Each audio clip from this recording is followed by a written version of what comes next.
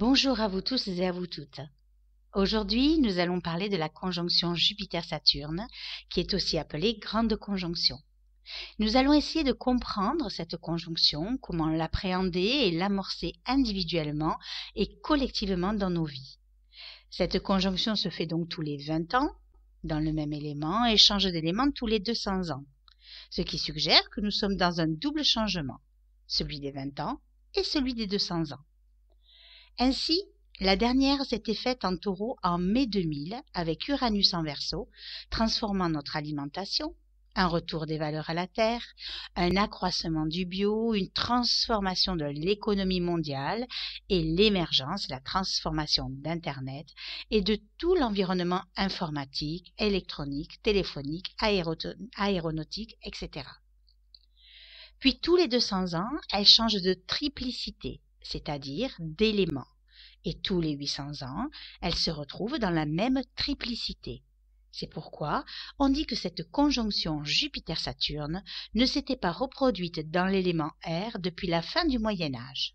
De ce fait, en quittant la Terre pour entrer en air, la conjonction Jupiter-Saturne devrait nous apporter un nouveau souffle, un renouveau avec lequel nous allons devoir apprendre à composer. Donc, pour faire un petit récap vite fait, vous n'êtes pas sans savoir que l'élément Terre, et notamment le Capricorne, symbolise les buts matériels, les structures hiérarchiques, les hauts fonctionnaires, le clergé, le gouvernement, le pouvoir politique et économique qui est mis en place, le parti conservateur étroit et borné, toutes les affaires d'argent, les fonds publics.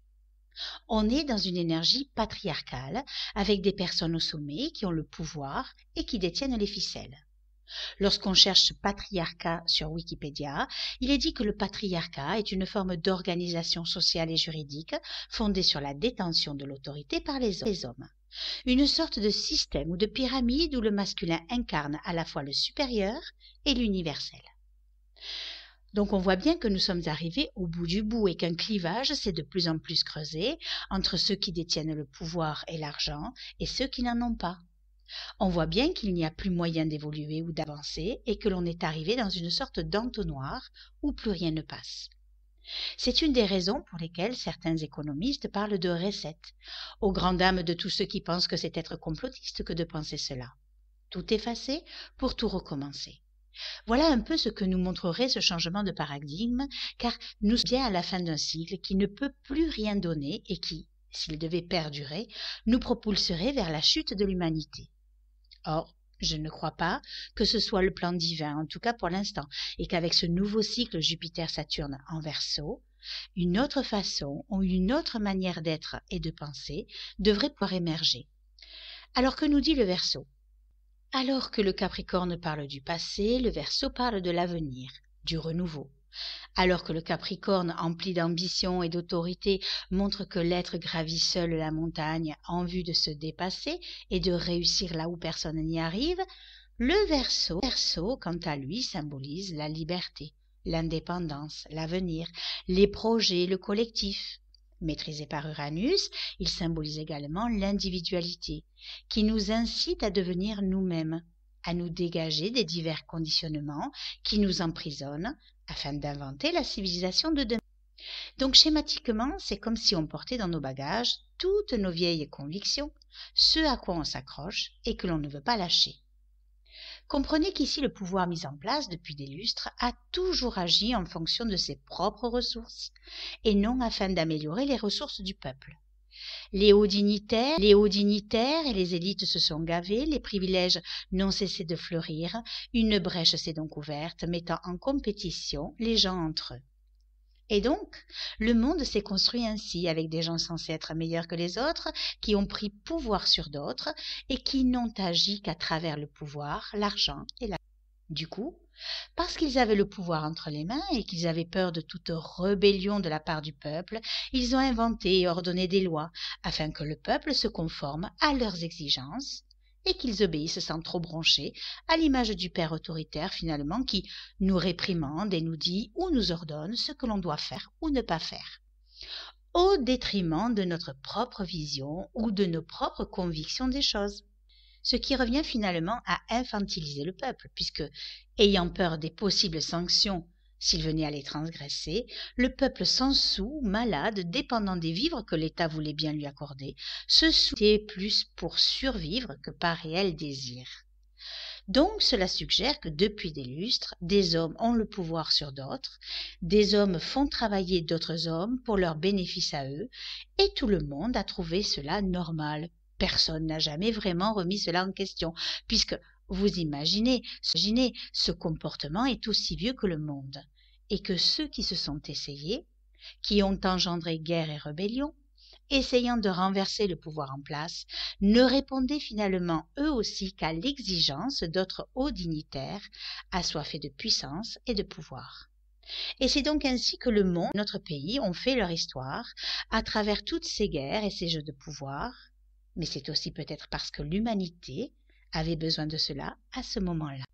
Or, aujourd'hui, avec l'éveil des consciences, l'humanité est en train de basculer sur un autre plan de conscience. L'humanité a grandi en conscience au fil de l'histoire, et c'est ainsi que l'on voit un peu partout dans le monde des personnes qui s'éveillent à leur propre potentialité, à leur propre individualité, à leur propre conscience. Bon nombre se sont aperçus qu'ils étaient la somme de tout ce qui les compose, c'est-à-dire fait de leurs actes karmiques et de leurs liens transgénérationnels, pendant que dormait dans l'ombre leur propre individualité. Beaucoup ont conscience que tant qu'ils étaient encore enchaînés à leur histoire, ils ne pourraient pas se révéler à eux-mêmes, puisque inconsciemment et indépendamment de leur volonté, ils répondaient à l'appel de leur clan familial et à leurs injonctions ainsi qu'à des émotions passées cristallisées qui les amenaient à revivre les mêmes répétitions ou les mêmes schémas de vie. Ainsi, bon nombre ont compris l'importance de comprendre leur histoire pour pouvoir mieux se libérer des diverses chaînes qui les empêchent d'avancer et d'évoluer, pour finalement commencer à quitter symboliquement papa et maman, reprendre leur pouvoir, apprendre à marcher seul et à s'individualiser. C'est normalement le chemin de l'adulte de demain qui, non seulement s'affranchit de ses liens, mais retrouve en plus sa divinité intérieure et son plein rayonnement. De ce fait, lorsque Jupiter va rentrer le 19 décembre 2020 dans le signe du Verseau, je rappelle d'ailleurs que Jupiter, c'est le principe d'expansion. Il va nous donner cette envie, comme je l'ai dit dans la vidéo sur 2021, de nous entraider les uns avec les autres, de partager, de nous associer, de nous unir, de créer de nouvelles alliances, de coopérer les uns avec les autres, de créer de nouvelles amitiés ou d'aller plus vers ceux avec qui on a les mêmes affinités de direction, d'idéaux, de croyances, de buts, de visions. Et c'est ainsi que l'on pourra certainement voir des groupes qui vont manifester, se révolter, monter au créneau pour une juste cause, lorsque d'autres vont se rallier et s'entraider dans le cœur. Tout est juste et tout a sa raison d'être. Ainsi, quel que soit le nom, la couleur ou l'identité que vous donnerez à ce groupe, à cette organisation, collaboration ou association, chacun devra trouver sa place et offrir ce qu'il est au groupe, de façon à ce que chacun reste libre, indépendant, et où tout le monde, par sa spécificité, fera avancer le groupe. Vous avez bien compris que pour traverser 2021 et les autres années à venir, puisque nous serons au tout premier balbutiement de ces premiers 20 ans, et donc de ces nouvelles énergies, il va nous falloir tâtonner, essayer, chercher la meilleure façon d'incarner qui nous sommes et qui nous avons envie d'être. Tout en sachant que Saturne sera lui aussi rentré dans le signe du Verseau le 17 décembre, et que pour rappel, Saturne, c'est notre éducation, nos différents conditionnements, ce sont nos bagages non seulement karmiques, mais aussi transgénérationnels. Ce sont nos vieux schémas, c'est l'ancien monde, alors que le signe du Verseau, c'est le nouveau monde. Donc, vous avez bien compris que pour rentrer dans ce nouveau monde, il va falloir se dépouiller de tout ce qui nous alourdit, enlever ce lourd manteau et ces lourds fardeaux. Car comment voulez-vous vous ouvrir à qui vous êtes réellement si de nombreuses peaux vous recouvrent et ne vous permettent pas d'atteindre le diamant que vous êtes? Bien sûr, certains travaillent à la libération de leur être en conscience, et d'autres le font inconsciemment, à travers les nombreuses expériences que la vie leur impose. Tout est juste en fait.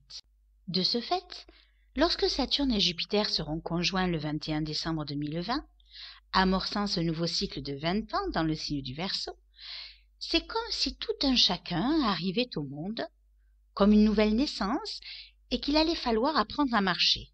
Vous voyez l'image de l'enfant qui est à quatre pattes et qui commence à se déplacer et à toucher à tout? Eh bien, il se peut que l'on agisse pareil, que l'on fasse ou que l'on amorce des choses, que l'on cherche, que l'on expérimente, que l'on fasse aussi des erreurs, que l'on se trompe pour recommencer. Pourquoi? Eh bien, si on prend le symbolisme du Verseau, on sait que le Verseau est un visionnaire. Il pressent un certain avenir, il en a l'intuition, mais il ne l'habite pas encore. Cela veut dire qu'il va aller chercher des idées dans le futur pour essayer de les incarner dans le présent. C'est ce qui est le plus compliqué parce que comment mettre en mots ou en action ce que l'on ne connaît pas encore? Comment se faire comprendre et se faire entendre des autres? Le Verseau se refuse donc à se laisser enfermer dans des dogmes, des carcans ou des principes déjà bien établis, puisque tout son être prône la libération de tout attachement. Et pour cela, il compte sur Uranus pour déstructurer toutes les ossatures rigides et traditionnelles du Capricorne, pour s'ouvrir à un champ nouveau. En gros, pour vous expliquer l'évolution de l'être humain, il faut que je vous explique 2-3 choses. Nous nous incarnons tous dans la matière pour retrouver notre étincelle divine, notre divinité intérieure. Or, pour pouvoir toucher du doigt cette divinité, il nous faut passer par un processus évolutif de mort et de renaissance. C'est pourquoi nous passons tous en astrologie par Pluton qui est représenté par la maison 8, qui est de mourir à soi-même par la souffrance rencontrée, qui appelle à la profonde transformation pour renaître de ses cendres, tel le phénix. Lorsqu'on a vécu ce processus de mort à soi-même, il nous faut ensuite nous reconstruire. C'est donc en se projetant dans la maison 5, qui est en analogie avec le lion, que l'on va pouvoir apprendre à se connaître, à découvrir la conscience de soi. Une conscience de soi qui a besoin de s'exprimer, de rayonner le meilleur de lui-même, qui correspond à la quête de l'éveil et du « qui suis-je ». C'est donc découvrir qui l'on est, apprendre à s'affirmer, trouver sa véritable identité avec amour de soi pour se recréer, non plus à travers nos possessions et nos divers attachements, mais à travers notre véritable centre, ce soleil intérieur qu'il y a en chacun de nous. C'est ainsi que pour trouver sa spécificité, ce qui rayonne à l'intérieur de soi, il va falloir utiliser toute la créativité dont on sait faire preuve et se sentir en résonance, non seulement avec ce qui nous traverse, mais aussi avec notre âme. C'est notre identité vraie. C'est donc une fois que l'on a trouvé notre identité vraie, notre spécificité, notre part unique, que l'on va rayonner qui l'on est et ce que l'on veut incarner, que l'on va pouvoir quitter le trône sur lequel on est assis pour redescendre auprès de nos semblables et partager qui l'on est au monde. Et pour cela, il va nous falloir le projeter en maison 11, en analogie avec le Verseau, car c'est ici que l'on va pouvoir participer à la construction du nouveau monde, par la spécificité de qui l'on est, tout en s'unissant au groupe avec lequel une même vision et un même but nous rassemblent. Donc, pour revenir à l'image du bébé qui marche à quatre pattes, avec cette conjonction Jupiter-Saturne, nous allons devoir nous mettre en position debout, si on veut pouvoir explorer le nouveau monde Verseau avec Jupiter. Et pour cela, certains vont encore avoir besoin de s'accrocher ou de s'appuyer à ce qui existe déjà avec Saturne. Or, on a dit que pour pouvoir entrer dans ce nouvel ère, en Verseau, il va nous falloir lâcher l'ancien, le connu, c'est-à-dire Saturne, et faire nos premiers pas dans l'inconnu avec Uranus. De toute façon, Saturne va aussi nous pousser, comme il le fait à chaque fois, à voyager léger, à aller à l'essentiel, et certains vont devoir apprendre à se dépouiller. En même temps, c'est la meilleure façon pour se rapprocher un peu plus de qui l'on est vraiment. Cependant, bon nombre risquent encore de s'accrocher à de vieilles croyances, à de vieux schémas, parce qu'on sait bien que l'inconnu fait peur, et que l'on se sent plus en sécurité dans notre zone de confort, même si on ne nous correspond plus. Donc pour reprendre l'image de cet enfant qui se met debout, il va se cramponner partout et faire ses propres expériences. Puis il va tomber, se faire mal et recommencer autant de fois qu'il en aura besoin, afin d'arriver à trouver son propre centre et son propre équilibre. À ce moment-là, il pourra lâcher tout ce à quoi il s'est rattaché pour ne pas tomber et avancer en étant sûr de lui et de ses pas. C'est ainsi qu'il pourra aller et venir, et c'est ainsi que nous-mêmes, nous pourrons aller et venir. C'est certainement de cette façon-là que la plupart vont rentrer dans ces énergies, en s'accrochant à leur sécurité, en expérimentant, en se faisant mal, en recommençant. Et peut-être bien que la fois d'après sera la bonne, car ils auront appris à se faire confiance et pourront lâcher pour s'ouvrir au renouveau. D'autres, en revanche, lâcheront de suite, mais faute de ne pas avoir trouvé leur identité ou leur spécificité, ils risquent de soit rejeter le groupe, soit de s'y fondre et de s'y perdre. Beaucoup ne comprendront pas ce que les énergies leur demandent, et c'est tout leur passé qu'ils vont vouloir amener avec eux, s'agrippant à ce qu'ils connaissent déjà, et ne voulant pas ou ne pouvant pas s'ouvrir à autre chose. Ils pourraient donc se confronter à une lutte incessante pour faire rentrer des carrés dans des ronds, quand tout leur montre une autre voie à prendre. Car une chose est sûre, si on attend que les choses reviennent à la normale, on se plante carrément, car plus rien ne sera plus comme avant. Donc il faut s'adapter et ne pas avoir peur de changer et d'évoluer. Donc, comme tout nouveau cycle, cette conjonction pourrait marquer une forme d'instabilité, puisqu'il faut rompre avec des anciennes énergies, cycle qui se termine en Capricorne, et qu'en même temps, il nous faut commencer quelque chose de nouveau, avec des nouveaux repères que l'on ne connaît pas encore avec le Verseau, ce qui explique l'instabilité que l'on pourrait avoir à vivre et qui peut suggérer pour l'année 2021, en tout cas dans les premiers temps, une année de changement et de rupture. Parlons à présent de la façon de se recréer. Vous avez bien compris que de se recréer, ce n'est pas d'aller puiser et chercher des idées dans le passé. Car alors ici, on ne crée rien, on ne fait que reproduire. Se recréer, c'est commencer par se libérer du connu, de tout ce que l'on sait, ainsi que de nos croyances. Par exemple, si je veux incarner l'astrologue en moi, je vais forcément me projeter dans mes connaissances pour tenter d'expliquer un certain langage astrologique. Je vais me souvenir de ce que l'on m'a enseigné et je vais appliquer la technique et la vision des choses que j'en ai reçues, à qui je pense être aujourd'hui. Or, dès que l'on commence à penser, on est forcément projeté dans notre passé, et l'on crée à partir de ce passé-là. Maintenant, si je reste dans ce flux, je ne serai que le pâle reflet ou la pâle copie de mon maître enseignant, et à aucun moment je ne pourrai prétendre à m'individualiser. Je ne serai pas non plus dans la recréation de moi-même, puisque je ne fais que reproduire ce que je sais déjà. On est bien d'accord. Donc, et je vous sens arriver jusqu'ici, vous allez me demander, ok Angélique, tu es bien gentille, mais comment fait-on alors pour se recréer si on ne peut pas s'appuyer sur ce que l'on connaît déjà?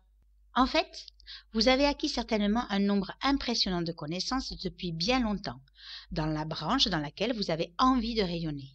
Vous êtes cela, vous en êtes imbibé. Donc, déposez votre savoir, vos connaissances, vos techniques, et ouvrez-vous à recevoir la meilleure guidance de vous-même.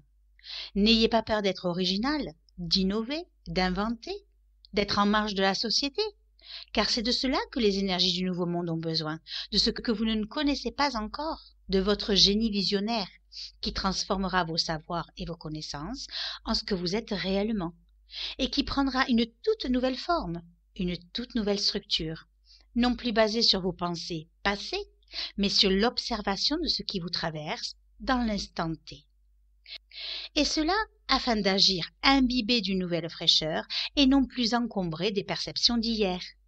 C'est comme s'il y avait un remodelage, une rénovation adaptée à une nouvelle forme, à une nouvelle intensité, et tout ceci accompagné de notre vision de ce qui sera et de nos intuitions. C'est donc en devenant le médiateur entre le ciel et la terre que vous vous laisserez inspirer et que vous deviendrez ce pur canal par lequel le génie va pouvoir se réaliser. Vous aurez ainsi trouvé votre spécificité, pas celle du voisin ni de Pierre, Paul ou Jacques, mais ce qui vous correspond et ce qui vibre complètement et à l'unisson avec votre âme. Vous aurez trouvé enfin votre vraie identité, celle qui vous rend unique et que vous allez pouvoir partager au monde. Et c'est de cette façon-là que vous allez pouvoir soit alimenter un groupe déjà existant qui répondra à ce que vous êtes, où chacun rayonnera par ce qu'il est, soit, si cela fait partie de votre chemin, amorcer un groupement qui attirera à vous les pièces d'un pulse manquant. Et c'est ainsi que l'on pourra voir fleurir plein de petits groupements où chacun œuvrera vers un même but et où tout le monde sera sur la même longueur d'onde, où chacun aura sa place et sa juste place, où chacun sera unique de son être, dans sa spécificité, et où les maîtres mots seront échange, partage et entraide, au centre de leurs actions, tout en restant libres d'être et d'incarner qui ils souhaitent, tout en restant maîtres d'eux-mêmes. Pourquoi être maître de soi-même? Eh bien parce qu'on n'est pas à l'abri des différentes dualités qui nous composent et qui veulent prendre pouvoir ou autorité sur autrui. De ce fait, si le groupe repart dans de vieux travers de prise de pouvoir, celui qui œuvre à la création du nouveau monde ne pourra plus accepter ni tolérer ces basses énergies. Mais qu'à cela ne tienne, ce qu'il y a de bien avec ces énergies verso, c'est qu'autant on est envahi ou habité par l'esprit de fraternité, d'entraide et de service à l'autre, autant on reste libre de tout attachement. Car vous avez bien compris au stade où l'on en est que la liberté est avant tout intérieure. Ce qui veut dire que si le groupe ne répond plus à qui vous êtes libre d'en changer et de retrouver un groupe dont les vibrations vont solliciter la globalité de tout votre être. Alors c'est vrai que tout cela ne va pas se faire en un jour, ni même en une année. On a des échéances de 20 ans pour mettre tout cela en place, lissées sur les 200 ans à venir. Vous verrez en tout cas que lorsque Jupiter et Saturne vont rentrer dans le signe du Verseau, que ce changement d'énergie vibratoire va résonner et rentrer en contact avec tous ceux qui sont censés amorcer le renouveau. Ils seront en quelque sorte les précurseurs du nouveau monde. Et c'est comme ça que certains vont se sentir tout à coup appelés à mettre en place des alliances, des associations, des collaborations, peut-être même ceux qui ont des aspects en natal entre Jupiter et Saturne. Car la conjonction de Jupiter-Saturne du 21 décembre va venir solliciter chez eux ce qui est inscrit dans leur thème natal. Ainsi, en ayant trouvé notre individualité, notre spécificité, chaque précurseur que nous sommes amenés à devenir, allons certainement chercher à créer une collectivité ou une communauté qui nous ressemble, dans laquelle chacun sait qui il est, chacun connaît sa spécificité, chacun connaît ses talents, et où chacun a envie de faire croître et de faire avancer le groupe par des spécificités diverses et variées, en co-créant tous ensemble et non en suivant un seul individu. Et ça, vous avez bien compris que cela risque d'être très compliqué à mettre en place. Comme je l'ai déjà dit, car nous sommes programmés depuis des lustres à ce qu'il y ait un chef de file et des suiveurs. Or ici, il n'est plus question de suivre. Il faut récupérer son pouvoir et devenir son propre maître intérieur. Se verticaliser, faire et agir à partir de son centre rayonnant. Donc, je le répète encore une fois, il n'est plus question de suivre et de se laisser porter par la vague, il faut devenir soi-même la vague.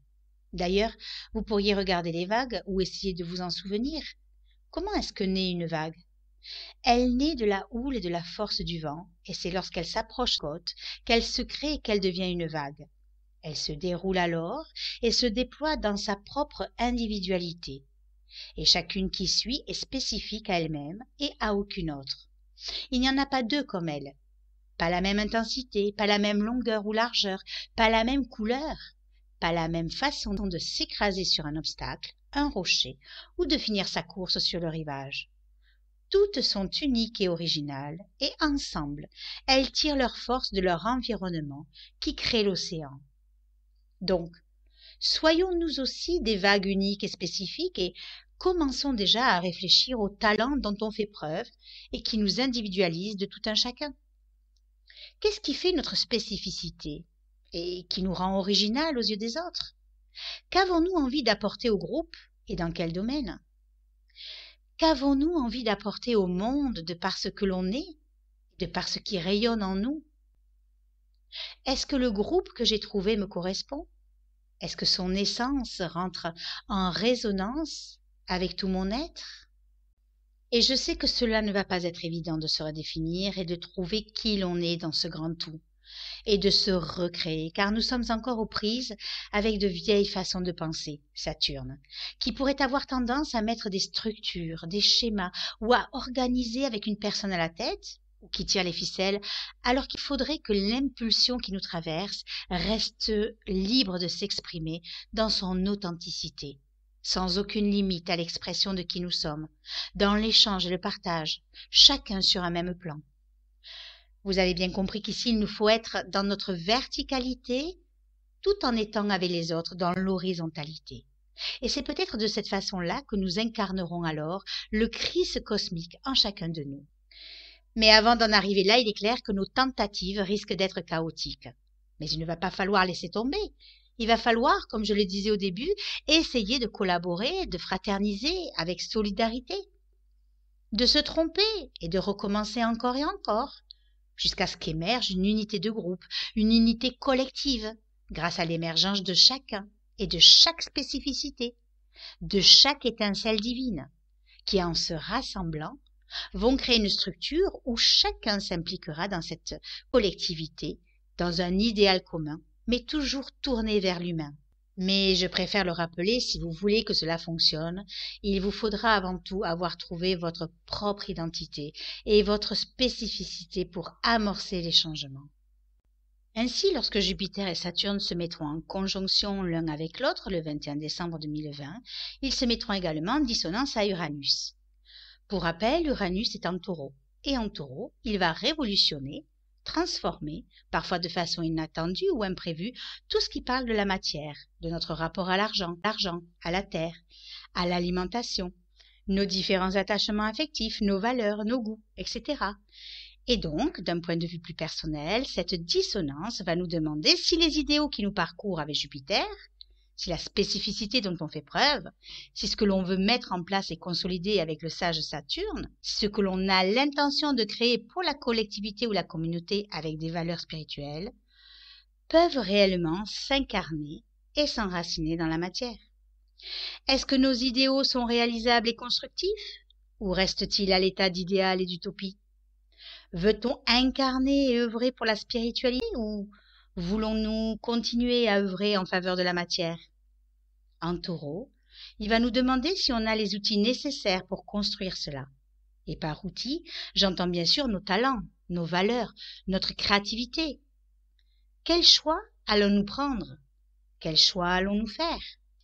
Bien sûr, vous savez qu'Uranus arrache aux sécurisations du passé, ce qui veut dire que si cela ne fonctionne pas au plus pour vous, si vous vous accrochez à ce qui veut partir, eh bien, il se peut qu'Uranus vous demande de lâcher prise pour changer et pour transformer vos vieilles habitudes, ou qui vous pensiez être, afin de vous réinventer et de vous recréer plus près de votre authenticité. Malgré tout, ceux qui ne vont pas vouloir lâcher, qui vont vouloir continuer à s'accrocher, voire même à se cramponner, ceux-là vont certainement vouloir rester campés sur leurs possessions, leur façon de penser, leurs idées toutes faites, peut-être même illusoires de la collectivité ou de la communauté et générer des actions qui n'auront rien de nouveau ou de créatif, puisqu'on sera toujours sur une façon d'être, de penser et d'agir, ramenée du passé pour construire le futur dans un instant présent déjà passé. Ce qui pourrait amener pas mal de difficultés, de tensions, de luttes de pouvoir, encore plus dans des énergies Verseau, qui est aussi un signe de transformation et de révolte.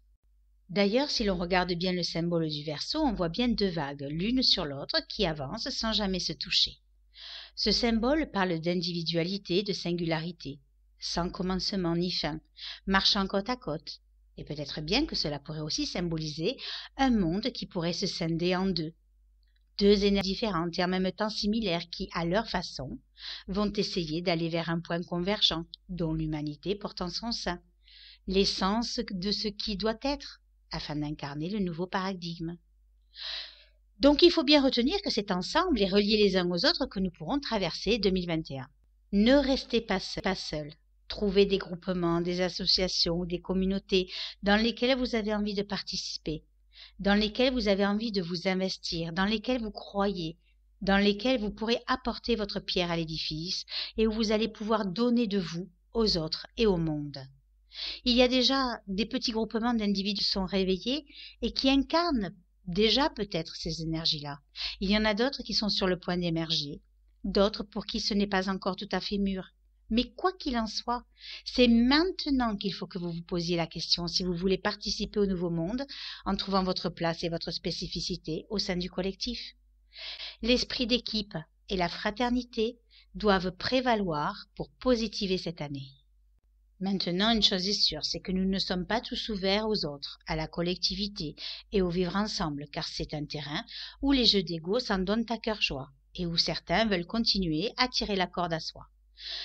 Donc, en plus de penser à mettre en place ce nouveau monde, il va nous falloir aussi rencontrer tous nos personnages intérieurs qui souffrent encore de solitude, de peur, d'angoisse, de trahison, de rejet, d'abandon, pour les accueillir en soi, les entourer, les écouter, leur donner la parole, les cajoler, les bichonner, et les aimer avec bienveillance, sans jugement ni critique, afin de leur redonner la place qui est la leur, avec amour et bienveillance. Car si l'on ne fait pas ce travail intérieur, il est clair que cette aventure humaine risque de tourner au fiasco, et que les liens que l'on souhaite tisser pour porter ces différents projets risquent d'être le miroir de nos blessures, non encore cicatrisées. Et je terminerai en citant Swami Prajnapada, qui disait « 40% de vous-même cherchent à s'exprimer, 40% de vous-même répriment, et avec les 20% qui restent, vous vivez. Ainsi, grandir, c'est dépasser ce que vous êtes aujourd'hui. Prenez appui sur vous-même, n'imitez pas, ne prétendez pas avoir atteint le but et n'essayez pas de brûler les étapes, essayez seulement de grandir. » Je vous souhaite à tous et à toutes un excellent changement énergétique et vibratoire et une superbe conjonction Jupiter-Saturne en Verseau. Soyez les constructeurs de demain, le cœur ouvert, plein d'idéaux et de rêves nouveaux. Merci pour vos likes, pour vos partages, pour votre abonnement à la chaîne. Merci surtout pour votre confiance. Merci et à bientôt.